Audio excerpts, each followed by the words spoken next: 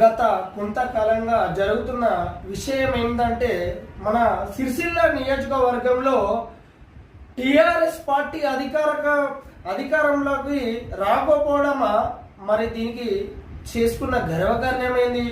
అదే TRS party అధికారంలోకి వచ్చుంటే ఇది పేద ప్రజలకు యూరియా కానీ, న్యాయం చేసుకున్న వాళ్ళకు న్యాయం కానీ, అన్యాయం చేసే వాళ్ళకి అన్యాయం కానీ అని జరగకపోవడం కావచ్చు.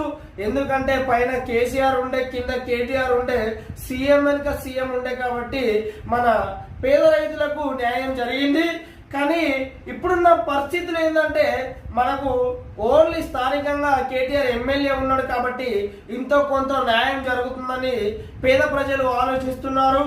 ఇప్పుడు జరుగుతున్న పరిస్థితులు ఏంటంటే కొన్ని సందర్భాలలో కొంతమంది అధికారులు కక్ష పైన రాజకీయాలు చేయడం అనేది సిగ్గుచేటు. కొంతమంది రాజకీయ నాయకులకు వినుకుంటూ తలకాయ ఊపుకుంటూ కొంతమంది చేస్తున్న అధికారులు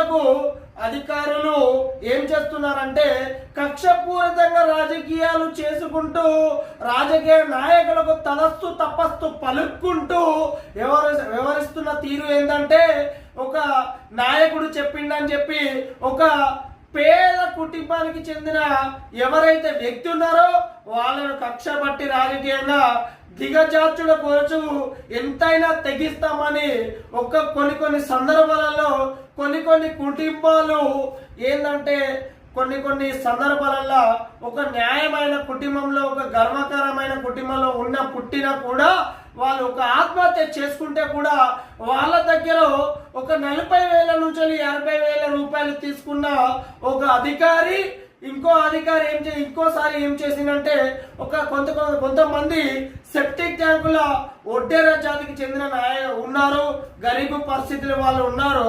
అతడు సెప్టిక్ ట్యాంకు నడిపించుకుంటేనే జీవనం కొనసాగుతుంది. అతని దగ్గర ఒక పెద్దూరులో ఒక జాగల హెచ్పి గ్యాస్ అనేది గోదాం ఉంది. దానికి అపోజిట్ ఆయన జాగా కొన్ని రోజుల నుంచి గొడవలకు దారి తీస్తుంది.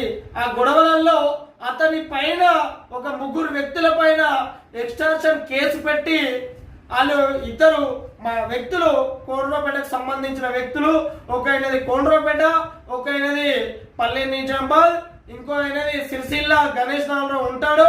అతడు మన సెప్టిక్ ట్యాంకు బాగు చేసుకుంటూ సెప్టిక్ ట్యాంకులు ఎత్తిపోసుకుంటూ గగనం కుటుంబం పోషిస్తాడు.